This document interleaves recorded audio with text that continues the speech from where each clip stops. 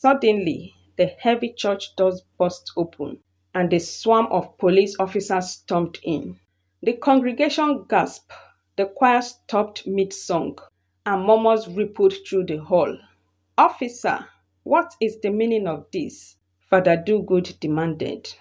Pastor Zek Odogu, the lead officer, announced, "We have a warrant to search these premises." Gasps erupted, women clutched their scarves, and some men shouted in protest. "This is an attack on the house of my father," Father Dogood bellowed, raising his Bible high. "The evil one has sent his agent to test our faith. Pray, my children, pray." The next day, Deborah tried to rearrange and clean Mia's room. There she found her daughter's diary, hidden beneath the mattress. In its pages, Mia had poured out her anguish, detailing the horrors she endured at Father Dogood's hands and the soft drink he gave her before her passing. The words cut Deborah like a knife, her eyes widening in disbelief, her breath caught in her throat as the full weight of the truth crashed down on her. But fear of shame and Father Dogood's wrath made her bury the truth. She hid the diary, locking her grief and guilt deep within her. Yet the guilt gnawed at Deborah. Every page she had read revealed the extent of her daughter's suffering and her own complicity in dismissing Mia's pleas. Night after night, Deborah lay awake, haunted by the memories of her daughter's desperate eyes and trembling voice. Her once unshakable faith in Father Dogood began to crumble as she replayed every warning sign she had ignored. However, every Sunday, people from near and far crowded Father Dogood's ministry, eager to receive their miracles and help from the foundation, unaware of what is happening behind the scene. The next Sunday, the choir led a rousing session of praise and worship, their voices filling the room with energy and excitement. Father Dogood soon took the stage, his voice booming as he preached on the topic, "Power to overcome the enemies that want you down." The congregation hung on his every word, nodding and shouting hallelujah. God is in this place. Father Dogood preached on, basking in the appraisal of his followers. And as the service progresses, he began his prophetic session. He moved through the crowd, calling out people by name and revealing intimate details about their lives. "You, Baba," he pointed to an elderly man in the congregation. "Come forward," he said authoritatively, and the elderly man staggered forward and stood before him nervously. "You have been married with 3 wives. Is that true?" he asked. "Yes, Father, it's true," the elderly man replied. "Your first wife suddenly packed her bag and left, without coming back for almost 10 years now. Is that correct?" The elderly man gasped, his hands covering his mouth in shock. "Yes, it is true, Father," he replied. "The second one gave birth to 1 child and left immediately. Is that correct?" "You are correct, sir," the elderly man replied. "The third one is already tired and wants to leave. Am I correct?" "You are correct, sir," the elderly man shouted, tears streaming down his face. The congregation erupted in applause, marveling at the accuracy of the prophecy. He prayed for him and turned to the next person. Meanwhile, Adobe also faced her challenges. She began to sneak out to visit Father Dogood, even without informing her mother.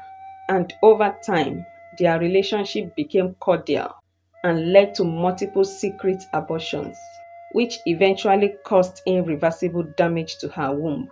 When Father Dogood realized that people were beginning to suspect his illicit relationship with Adobe, he quickly arranged for her to marry one of the devout brothers in his church, and even sponsored their wedding.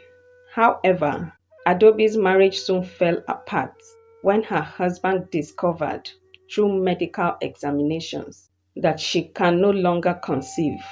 Feeling betrayed, he ended the marriage and left the church. Devastated and unsure of what to do, Adobe decided not to confront the pastor. Instead, she chose to remain silent and continue to benefit from his generosity, reasoning that it was better than losing everything. Whispers of Father Dogood's behavior began to circulate, but the pastor's charisma and threat of divine punishment kept his victims in check. Some women spoke among themselves, but fear of being ostracized or blamed silenced any attempt at unity. Father Dogo's grip on the community and his members were ironclad, boasted by his fire and brimstone sermons that painted any contrary opinion as betrayal against God. Deborah, on the other hand, has been inconsolable. Her torment mirrored that of many others in the congregation. Mia's death, however, became a turning point for Deborah. She began noticing other young women who avoided eye contact with Father Dogood, their faces marked by the same fear she had seen in Mia's eyes. One such woman was Grace, a widow in her 20s. She confided in Deborah after much hesitation. Grace revealed how Father Dogood had lured her into a similar situation under the pretense of spiritual guidance. Grace's story lit a spark in Deborah, determined to expose the truth. Together they reached out to Kemi, a fearless journalist from Lagos who relocated to the southeast, going undercover to expose Father Dogood's atrocities. Kemi had heard rumors about him, but lacked the evidence to proceed. When Deborah handed over Mia's diary and Grace narrated her ordeal, Kemi knew she had found the key to unlocking Father Dogood's web of deceit. She started worshiping at the church and even joined the church choir unit to gain access to his inner circle. During her investigation, Kemi uncovered overwhelming evidence of Father Dogood's deceit, including fake miracles, financial exploitation, and predatory behavior. The most damning evidence came from a secret recording of one of his miracle rehearsals, where he staged healings with planted actors. She also exposed discrepancies in the finances of his foundation, revealing funds siphoned for his personal luxury. As Kemi pieced together the puzzle, it became clear that Father Dogood's empire was built on manipulation, fear, and exploitation. Her relentless investigation set the stage for a reckoning that could finally expose the pastor for who he truly was. On the tip off by Kemi to law enforcement agencies, one fateful Sunday, when the service was still ongoing, the choir had just finished their rousing rendition of Omema as Father Dogood stepped to the pulpit. His signature agbada swayed with every dramatic gesture, his voice booming through the speakers. "Children of Zion," he declared, "my Father has assured me that our blessings will multiply today." Suddenly, the heavy church doors burst open, and a swarm of police officers stormed in. The congregation gasped, the choir stopped mid-song, and murmurs rippled through the hall. "Officer, what is the meaning of this?" Father Dogood demanded. Pastor Zek Odogu, the lead officer, announced, "We have a warrant to search these premises." Gasps erupted, women clutched their scarves, and some men shouted in protest. "This is an attack on the house of my father," Father Dogood bellowed, raising his Bible high. "The evil one has sent his agent to test our faith. Pray, my children, pray." The officer ignored his drama and began their search. A scream pierced through the air as one officer stood frozen near the altar, his flashlight illuminating a hidden compartment beneath the grand marble structure. His colleagues hurried over, and together they opened a concealed hatch. The room fell deadly silent as the officers pulled out their findings, some ungodly items, stained garments, and other ritual paraphernalia. The congregation erupted into chaos. Women shrieked, men shouted, and some fainted on the spot. Mothers clutched their children tightly, shielding their eyes from the unpleasant sights. Chineke, God forbid, an elderly woman wailed, slapping her thighs in anguish. This is a lie, a set-up, a young man shouted, pushing against the officers. They want to destroy our man of God. Father Do-Good cannot do this, another woman cried, sobbing into her scarf. He gave me money to pay my children's school fees. He saved my family, she said. Father Do-Good's composure was invisibly cracking as he tried to rally his flocks. My children, this is the work of my enemies. Lies, lies to destroy me and my father's work, he shouted. The lead officer approached him, and the aftermath was swift and unforgiving. Zek Odogu, you are under arrest, he said, and he was arrested on charges of fraud, abuse, and manslaughter. And as the cuff clicked around his wrist, the congregation wailed louder. Leave him alone, he's a man of God, a middle-aged woman shouted, throwing herself at the officers. Pastor, why? Another one sobbed, falling to her knees. You said God will never fail us. Father Do-Good's face twisted into a mask of fury and desperation. This is persecution. This is what happens when you do the Lord's work, he screamed as the officers led him away. Some members broke into uncontrollable sobs, torn between the evidence and their loyalty. How can this be true? This man prayed for my sick child, and she was healed, an elderly man cried, gripping his walking stick. But look at what they found, another man shouted, pointing at the gruesome items displayed by the altar. We have been worshipping in a house of evil. A young woman crumbled to the floor, clutching her chest. No, no, Father Do-Good is innocent. This is the work of jealous people who want to bring him down. Others, overcome with rage and betrayal, began to shout curses. May the God of heaven judge you, Father Do-Good, a woman yelled, her voice shaking with anger. A group of youth rushed towards the police, but the officers raised their gun in warning. Stay back, they said.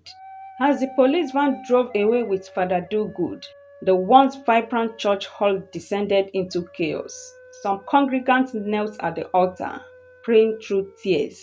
Others stormed out, denouncing Father Do-Good as a fraud. In the distance, a lone voice sang softly, Onyenwerechi, the words trembling with sorrow. The melody echoed in the hearts of those left behind, unsure of what to believe. Outside, the crowd spilled into the streets. Some waved their hands to the heavens, crying out for divine intervention. Others gnashed their teeth, their anger fueling demands for justice. Inside the van, Father Do-Good sat in silence, his face a storm of emotions. The chant of his followers faded into the distance, leaving only the faint hum of the engine and the weight of his crimes to accompany him. Father Do-Good ministry was shut down, its assets redirected to legitimate charities. The church that had once stood as a symbol of hope now bore the scars of betrayal. For Deborah, the journey was far from over. She grieved for Mia, her grief a constant companion, but she found solace in working alongside Kemi and Grace to establish a new organization, one dedicated to helping vulnerable women and children. They named it Mia's Light, a tribute to the girl whose life was stolen, but whose courage sparked a revolution. The diary became a symbol of their mission, a reminder of the price of silence and the power of truth. It was displayed prominently in their office, its pages a testament to the resilience of the human spirit. As for Father Do-Good, he sat alone in a cold prison cell, stripped of his agbada and aura of power. The once revered pastor now faced a congregation of steel bars and unyielding walls. His cries for mercy were met only with silence. The echoes of his victims' pain followed him into the shadows, a haunting reminder of the lives he shattered. The town, though scared, found healing through unity. The women's courage to speak out inspired a movement, ensuring no predator could ever wield such power again. Mia's story, once a tragedy, became a beacon of hope for justice and truth in the community. This story taught us something crucial. Just because someone calls themselves a prophet or a servant of God does not mean they are. First John chapter 4 verse 1 says, "Beloved, do not believe every spirit, but test the spirits to know whether they are from God. For false prophets have gone out into the world." We must be discerning and vigilant in seeking the truth beyond appearance.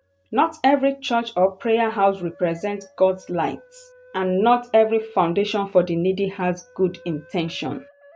I hope you enjoyed this story that has so many moral lessons. Comment what you have learned below.